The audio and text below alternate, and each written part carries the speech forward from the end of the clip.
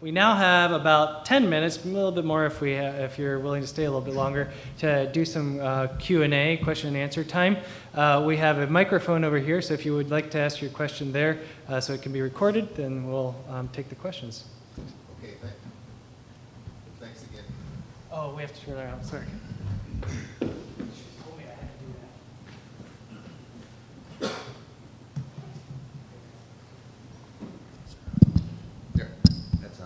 Thank you. Yeah, I wanted to just thank you again for having this panel and everyone participating. Dr. Fiore, I guess two things. One is, what have you been able to do in terms of working with EPA to make sure that they understand all of the things that are going on with this research? And then, especially in the case of episodic issues, what is kind of the next frontier? What is the next research that needs to go on to try to get that a little bit clearer? That was to me, I take it.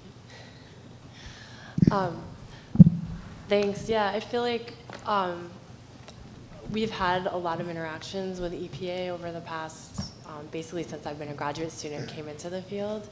And so I think that those discussions are happening. And I should also emphasize, it's not just my research group. There's plenty of other groups out there working on these issues.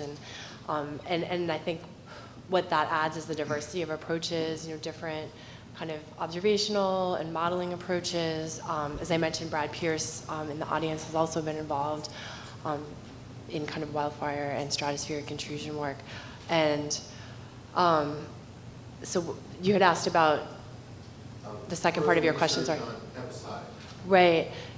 Yeah, I mean, I think that as we kind of delve deeper into the information that we can extract, for instance, from some of these satellite instruments from space, that will help.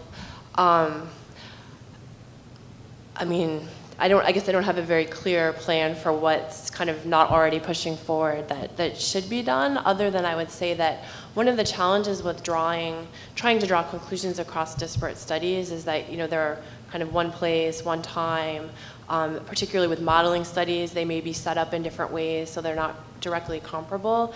And so in that sense, maybe a little bit of a more coordinated approach in the research community to kind of come up with perhaps strategies for how do we diagnose these events, what are some of the differences across modeling approaches or even observational approaches, and can we kind of start to reconcile those and come up with perhaps, at some point, a clear sense of here's how we go about diagnosing these events, and here's kind of a clear case or path for kind of developing the evidence to show that it was clear and exceptional event. So I say that, but it's complicated because every event is different, and so I'm not really sure that at the end of the day there can be like a one-size-fits-all approach. Can I, go ahead. Okay, I'll just add to that's from a state's perspective, it's extremely important that we have these tools developed. We have had exceptional events in Wisconsin, particularly focused on PM 2.5 from particulate matter, also as ozone. We've had some cases where we considered them to be slam dunks, where we had more data than you can imagine. We pulled it together, we sent it to EPA, and it just wasn't quite enough. And it became very challenging to do this. So having these additional tools and additional ways of demonstrating that yes, indeed, these are exceptional events, it's very important for state agencies to be able to have these tools. So we're very appreciative of that.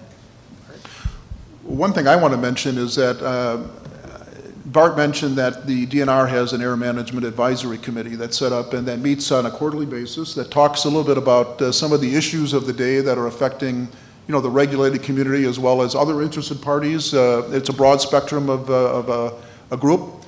I really think EPA should be thinking about doing something like that on a regular basis. I've seen some resistance, from our Region 5 to have these working groups. I think it would be very, very helpful to have similar working groups like that, that you're seeking outreach from a wide variety of people to get some input on very challenging issues on implementation. And of course, those discussions are always occurring with LAGCO and the individual states about their implementation plans. But I do think there's value to have some study groups that start raising some of the issues that your question raises and how that's going to be factored in.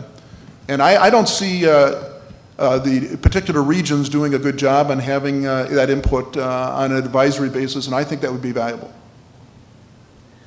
I'll just add too that there is, from my understanding, I'm not sure how frequently it's meeting, but there is a stratospheric intrusion federal working group that a lot of the western states, and I know Tom Moore was here, and I think Brad has been involved in that. Which so is led by EPA. And it's right, led by EPA. So I think some of this is happening.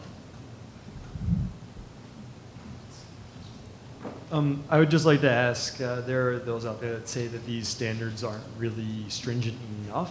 Do you guys agree with that, disagree with that? And do you see there being any changes in the near future to these standards? Once again. Well, as Bart mentioned earlier, the health effects are what EPA is looking at when they set the standards. I'm not a health effects expert, so I really can't comment on whether or not they're stringent enough or too stringent.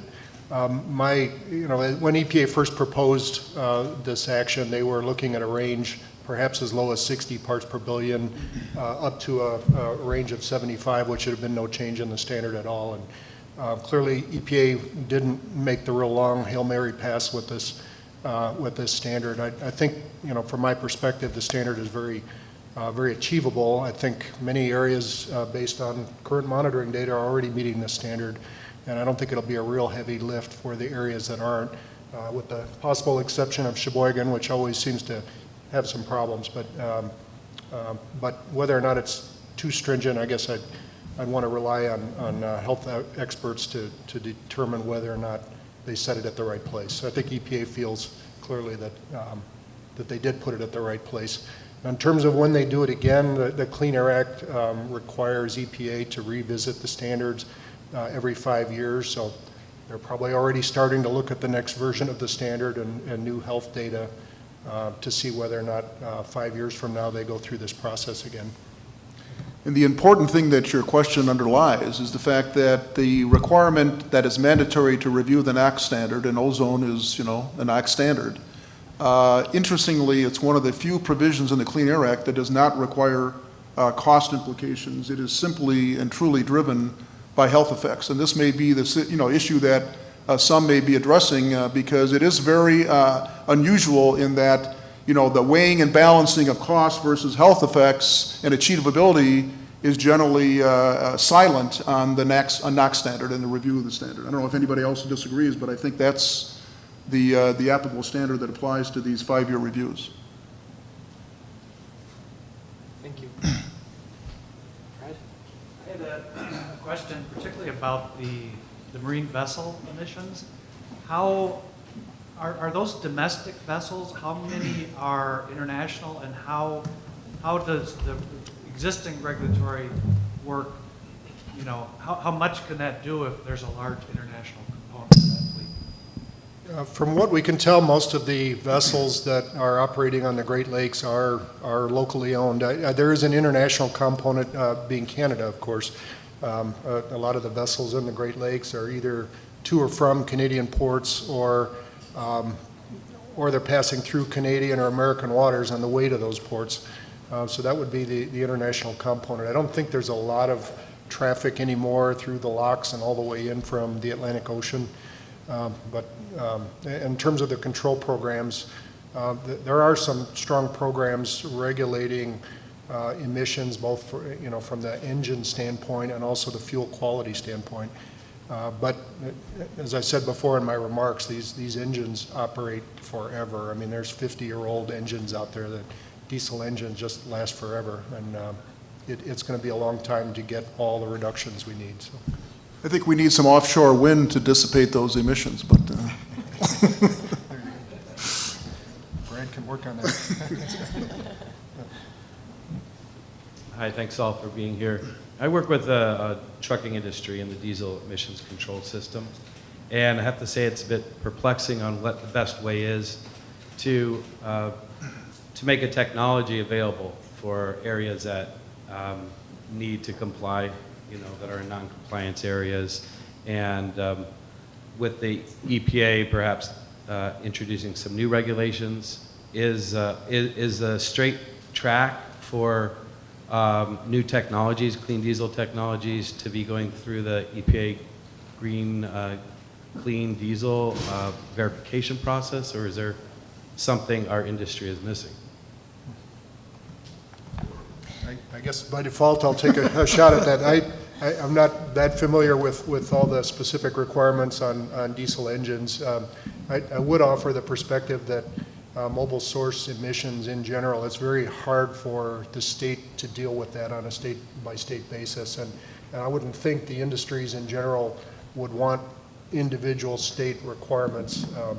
Other than California and perhaps some of the Northeast states, these programs, especially on mobile sources, need to be done at a national level, and they need to involve the stakeholders, the transportation community, and others to be able to implement those measures. But the Clean Air Act requires that the states do the plans, and if the states identify a large contribution from a category like that they don't really have strong authority to regulate, it really creates a problem. But there has to be a dialogue between the states and EPA, and that does happen to a certain extent. But All right. Do we have any other questions in the audience? It is a little after 12:15. Could take probably one more if we have a question. Okay. My question is, how do you think that the Clean Power Plan changes to power plants will interact with efforts to meet the new ozone standard? Well, I think isn't that one of the reasons, I'll defer to Arlene and to Bart, but isn't that one of the reasons over time you're seeing some dramatic improvements on ozone, not just from ozone regulation, but from a lot of other rules and regulations dealing with clean engines, the off-road vehicles that are starting to come into play. My guess is the same is going to hold true with the Clean Power Plan, but that's just a layperson responding. There's people more qualified than me on this panel. I'll take a shot at it too, and I think Arlene did touch on some co-benefits from the Clean Power Plan and other requirements on methane emissions, and we certainly would see air quality benefits from that.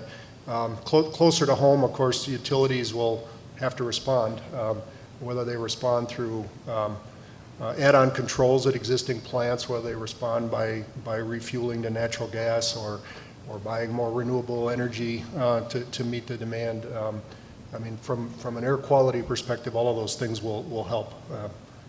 And that's not a measure that we've really quantified yet. So. And I have to say that if I had asked a question this morning, it would have been that one, Dr. Hedman. So, but yeah, I think that I was just going to say that obviously the different choices that are made in terms of how you move to a lower carbon fuel usage is going to have implications for air quality. And so I think it was brought up this morning about this multi-pollutant approach, kind of thinking through what the implications are for choices that are being made in the energy system for both carbon and for the kind of traditional max criteria pollutants, I think makes a lot of sense. Obviously, we switch to renewables, right? We're going to lower NOx and carbon, other emissions as well. Well, thank you very much. I actually had 4 hardball questions saved up just in case we didn't get any questions today, and I didn't have to use them, so it's good for them. And please help me to thank the panel for serving today. I really appreciate it.